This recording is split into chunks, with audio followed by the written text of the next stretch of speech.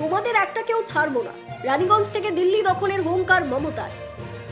আজ না হলে কাল বাংলাকে টার্গেট করলে তোমাদের একটাকেও ছাড়া হবে না। আগামী দিনে আমরা দিল্লিকে টার্গেট করব। রানীগঞ্জে সভা থেকে তীব্র হুঙ্কার ছাড়লেন তৃণমূল সুপ্রিমো মমতা বন্দ্যোপাধ্যায়। বৃহস্পতিবারের পর শনিবার পশ্চিম বর্ধমান জেলায় ফের একবার হাই ভোল্টেজ জনসভা করলেন তৃণমূল সুপ্রিমো মমতা বন্দ্যোপাধ্যায়। রানীগঞ্জ বিধানসভা কেন্দ্রের তৃণমূল মনোনীত প্রার্থী কালুবরণ মণ্ডলের সমর্থনে এই বিশাল জনসভা বলে জানা যায়। এদিন 11:40 থেকে 45 নাগাদ রানীগঞ্জের খান্দ্রা মাঠে সভাস্থলে পৌঁছায় তৃণমূল সুপ্রিমোর হেলিকপ্টার। অস্থায়ী হেলিপ্যাড থেকে সরাসরি উঠে আসেন মঞ্চে। অন্যান্য বারের মতো এদিনও মঞ্চে উঠে সকল ধর্মের মানুষজন ও দেবদেবীকে শ্রদ্ধা জানিয়ে শুরু করেন তার দীর্ঘ ভাষণ, যেখানে প্রথমে পশ্চিম বর্ধমান জেলার রানীগঞ্জ বিধানসভা যে ধসপ্রবণ এলাকা সেই বিষয়টি উল্লেখ করে তিনি বলেন, ইতিমধ্যে আমরা 700 কোটি টাকা খরচা করে 6000 ফ্ল্যাট তৈরি করেছি এবং আরও 4000 ফ্ল্যাট তৈরি হচ্ছে। তিনি বলেন, মানুষের জীবন সব থেকে দামি, আপনারা যদি শিফট করেন তাহলে একটি নয়, সরকার আপনাদের 2টি করে ফ্ল্যাট দেবে। তার পাশাপাশি তিনি এও জানান শিফটিংয়ের খরচাও দেওয়া হবে। তিনি বলেন, এই অংশে হঠাৎ ধস নামলে হাজার হাজার মানুষ মাটির নিচে চলে যাবে, এটা আমরা চাই না। মানুষের জীবন ও সম্পদ যাতে রক্ষা হয় তার জন্যই আমাদের ব্যবস্থা। অন্যদিকে আসানসোলকে নতুন জেলার রূপ দেওয়া, নতুন কমিশনার গঠন, অন্ডাল বিমানবন্দর তৈরি, কাজী নজরুল বিশ্ববিদ্যালয় তৈরি সহ প্রায় কোটি টাকা খরচ করে জেলা জুড়ে উন্নত যোগাযোগ ব্যবস্থার জন্য সড়ক পথের নির্মাণ, স্কুল কলেজ নির্মাণ সমস্ত বিষয়ে এদিন উঠে আসে মাননীয়ার বক্তব্যে। এর পাশাপাশি বিজেপি ও নির্বাচন কমিশনের মিলিত চক্রান্তের বিষয় সামনে এনে নির্বাচন কমিশনার জ্ঞানেশ কুমারকে ভ্যানিশ কুমার বলে কটাক্ষ করে তিনি বলেন, মানুষকে অত্যাচার করার জন্য যারা এলাকা চেনে তেমনি 50 থেকে 100 জন অফিসারকে তামিলনাড়ুর কেরালায় পাঠিয়ে দিয়েছে, যাতে এখানে বিজেপির অবৈধ টাকা ঢুকতে পারে, গুন্ডা ড্রাগস ঢুকতে পারে, এমনকি বুলডোজার চলতে পারে। এদিন মুখ্যমন্ত্রী রাজ্যে নতুন পোস্টিং হওয়া অফিসারদের জানান, আপনারা যদি ভালোভাবে কাজ করতে চান তাহলে মানুষকে দেখুন, আমাকে দেখার প্রয়োজন নেই। কার্যত এদিন এসআইআর নিয়েও তৃণমূল সুপ্রিমো মমতা বন্দ্যোপাধ্যায় নির্বাচন কমিশন ও কেন্দ্রকে যৌথভাবে তুলোধনা করেন, যেখানে তিনি নিজের নামের উপমা তুলে বলেন, আমার নাম মমতা বন্দ্যোপাধ্যায়, আমি এম এ লিখতেও পারি, আবার আমি TAA লিখতেও পারি, আমি MO লিখতেও পারি। আমার নামের স্পেলিং আমি কি লিখবো সেটা আমার ব্যক্তিগত অধিকার, আমার বাবা মা দিয়ে গেছে। তিনি কমিশনকে উদ্দেশ্য করে বলেন, তোমরা AI দিয়ে নাম ভুল করেছো, তোমাদের লজ্জা লাগা দরকার। যাদের একটি কান কাটা তাদের আরও একটি কান কাটার ভয় থাকে, কিন্তু কমিশনের 2টো কানই কাটা বলে মন্তব্য করেন তৃণমূল নেত্রী। এদিন রঘুনাথগঞ্জের তাণ্ডবের কথাও তুলে ধরে বিজেপিকে আক্রমণ শানাতে দেখা যায় মমতা বন্দ্যোপাধ্যায়কে। অন্যদিকে মুখ্যমন্ত্রী ভরা মঞ্চে বলেন, বাংলায় আমরা বাজবিচার কিছুই করি না, আমাদের এখানে সকলের সমান অধিকার। উদাহরণ হিসেবে তিনি বাংলার প্রকল্পগুলির কথা তুলে ধরে জানান, এখানে কোনো বিধিনিষেধ কিছুই নেই, প্রতিটি জাতি এবং প্রতিটি সম্প্রদায়ের মানুষ নির্দিষ্ট সময় হলেই বাংলার প্রকল্পের সুবিধা পায়। অন্যদিকে পার্শ্ববর্তী জেলা বীরভূমের দেউচা পচামিতে কর্মসংস্থানের কথা ও জেলার আসানসোল শিল্পক্ষেত্রে 22,000 কোটি টাকা বিনিয়োগ এবং ডানকুনি থেকে বাঁকুড়া বর্ধমান হয়ে ইকোনমিক করিডোরের কথাও এদিন উঠে আসে মাননীয়ার ভাষণে। এদিন মাননীয়া চাকরির নামে কেন্দ্রীয় বঞ্চনার কথা তুলে ধরে বলেন, কেন্দ্র সরকার বছরে 2 কোটি চাকরির কথা বলেছিল, যা এখনো পর্যন্ত বাস্তবে রূপ পায়নি, অথচ আমরা গর্বের সাথে বলতে পারি বাংলায় আমরা 2 কোটি চাকরি দিতে পেরেছি এবং 40% বেকারত্ব কমিয়েছি। আগামী দিনে আরও শিল্প কারখানা তৈরি হচ্ছে বাংলায়, যেখানে বহু যুবক যুবতী কাজ পাবেন। তার পাশাপাশি মমতা বন্দ্যোপাধ্যায়ের এই জনসভা থেকে কেন্দ্রীয় সংস্থা ECL এর বর্তমান রুগ্ন পরিস্থিতিকে সামনে রেখে কেন্দ্রের কাছে আবেদন করেন, যদি ECL কয়লা শিল্প আপনারা চালাতে না পারেন তাহলে রাজ্যের হাতে ছেড়ে দিন। কয়লা শিল্পের শ্রমিকেরা সময় মতো বেতন পাবেন ও এলাকায় উন্নয়ন হবে। বলাই বাহুল্য, নির্বাচনী প্রচারে এসে একেবারে চাঁচাছোলা বক্তব্যে একযোগে কেন্দ্র সরকার ও নির্বাচন কমিশনকে আক্রমণ করেন মমতা বন্দ্যোপাধ্যায়। সভামঞ্চে কয়েক হাজার মানুষের উপস্থিতি ও জয় বাংলা স্লোগানে মুখরিত করে তোলে। বক্তব্য শেষে মাননীয় আদিবাসী সম্প্রদায়ের মানুষজনদের ধামসা মাদলের তালে নিচে হেলিকপ্টারে করে অন্য কর্মসূচিতে রওনা দেন। এই আসানসোল নতুন জেলা আমরা এসে তৈরি করেছি, পুলিশ কমিশনারেট আমরা এসে তৈরি করেছি, অন্ডাল এয়ারপোর্ট আমাদের তৈরি, কাজী নজরুল ইসলাম বিশ্ববিদ্যালয় আমাদের তৈরি,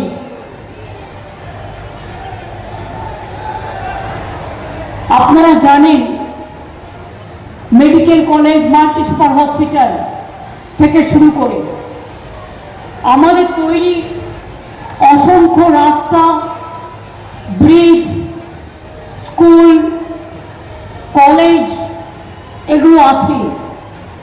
নতুন করে আমি এসব কথা বলতে চাই না।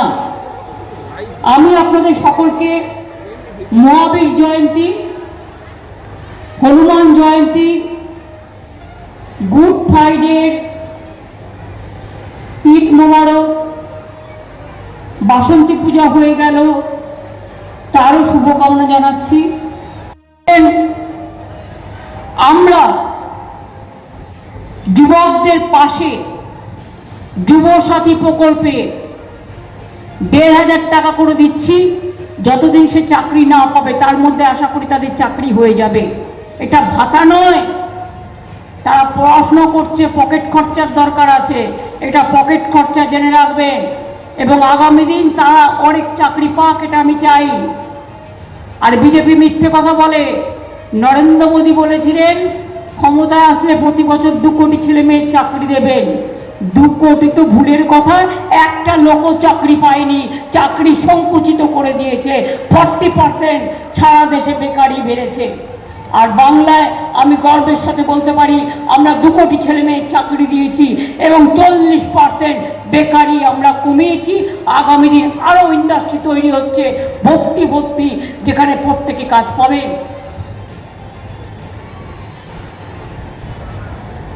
দারিদ্র সীমার নিচে আমরা 1 নম্বরে 1,75,00,000 লোককে আমরা দারিদ্র সীমার উপরে তুলে দিয়েছি।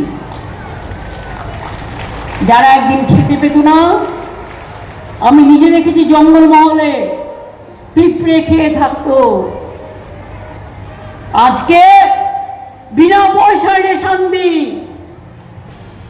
মোদি প্রচার করে বল তুমি 20%ও দাও না, ম্যাক্সিমাম টাকা আমরা দিই। 100% যারা রেশন চায় প্রত্যেকে রেশন পায়। বিনা পয়সায় খাদ্য, বিনা পয়সায় স্বাস্থ্য, বিনা পয়সায় ঐক্যশ্রী, বিনা পয়সায় পড়ার জন্য কন্যাশ্রী, বিনা পয়সায় শিক্ষাশ্রী, বিনা পয়সায় মেধাশ্রী, বিনা পয়সায় রূপশ্রী, বিনা চলি।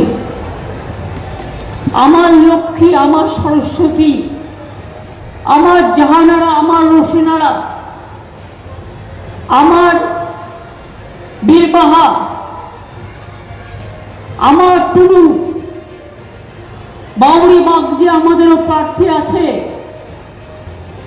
বাউরি উন্নয়ন বোর্ড, বাগদি উন্নয়ন বোর্ড, আমরা এসব অনেক করেছি, কারণ আমরা চাই তারা সমাজের উপর অংশ উঠে আসুক। আমি দুঃখের সাথে বলছি, গতকাল রামনবমীর মিছিল ছিল, পরশু ছিল। ধর্ম মানে কি? ধর্ম মানে মানবিকতা। শ্রীকৃষ্ণ কি বলেছেন? আপনি যদি একটা আঙুল দিয়ে হাত মুষ্টিবদ্ধ করতে চান, পারবেন না। তার জন্য আপনাকে 5টা আঙুল দরকার। একটা বাড়িতে শুধু ভাই থাকলে হয় না, মা থাকতে হয়, বাবা থাকতে হয়, ভাই থাকতে হয়, বউ থাকতে হয়, তার বউ থাকতে হয়, তার বাচ্চারা থাকতে হয়, তার পরিবার থাকতে হয়, সবাইকে নিয়ে সমাজ সংসার। তাহলে এত রাত কেন? স্বাধীনতা আন্দোলনে আবুল কালাম আজাদের কোনো অংশ নেই? নেতাজি সুভাষচন্দ্র বোস যার রাইট হ্যান্ড ছিল, যার রাইট হ্যান্ড ছিল শাহনাজ খান, তাহলে নেতাজি সুভাষচন্দ্র বোস কি ভুল করেছিলেন? আপনার আসানসোলের মাটিতে একদিকে বোলপুরে শান্তিনিকেতন তৈরি করেছিলেন বিশ্বকবি রবীন্দ্রনাথ ঠাকুর, অন্যদিকে আসানসোলের চুরুলিয়া গ্রাম জন্মেছিলেন নজরুল ইসলাম, বিদ্রোহী কবি, যিনি স্বাধীনতার সময় গান গেয়ে বলেছিলেন ফাঁসির মঞ্চে দিয়ে গেল যারা জীবনের, গেয়ে গেল যারা জীবনেরও জয় গান, 80 অলক্ষে দাঁড়াইছে তারা, দিবে কোন বলিদান। তোমাদের মৃত্যুবান, এই মৃত্যুবান তোমাদের আগামী দিন কোথায় নিয়ে যাবে? এই বাংলায় সর্বনাশ করতে গিয়ে তোমরা দেশের ক্ষমতা হারাবে। যা বেরোচ্ছে আর যা চলছে, শুনুন, নির্বাচন আসলে বলবে হ্যান করেঙ্গা ত্যান করেঙ্গা, নির্বাচন আসলে বলবে এই তো আমি দাম কমিয়ে দিলাম। বাহ বাহ বাহ, একটা দোকানে শাড়ি কিনতে যান মায়েরা, এটা নিয়ম।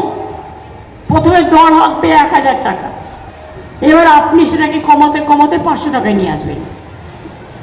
ছিল গ্যাসের দাম 400 টাকা, তুমি বাড়িয়ে করেছো 1100 টাকা, আর ডবল সিলিন্ডার করেছো 2100 টাকা।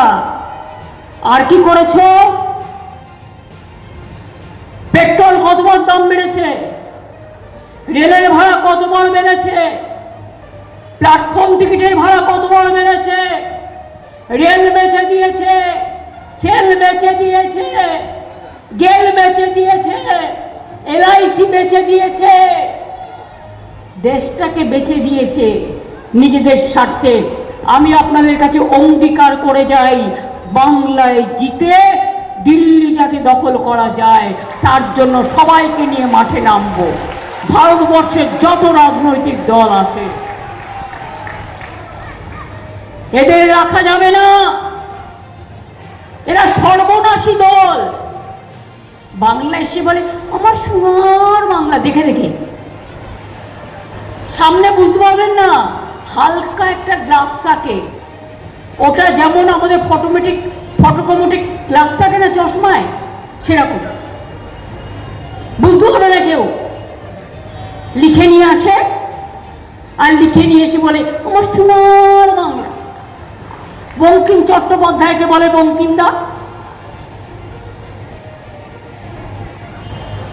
রবীন্দ্রনাথ ঠাকুরকে কি বলে, মাতঙ্গিনীকে কি বলে, রবীন্দ্রনাথ সান্যাল। লজ্জাও করে না, কিছু জানেই না কোনো কালচার। আমরা কিন্তু কোনো মনীষী সম্পর্কে বাইরের কোনো মন্তব্য করি না, না জেনে। আমরা বরঞ্চ তাদের স্যালুট জানাই। রানীগঞ্জ থেকে রাকেশ লাহার রিপোর্ট, বিগ নিউজ বাংলা।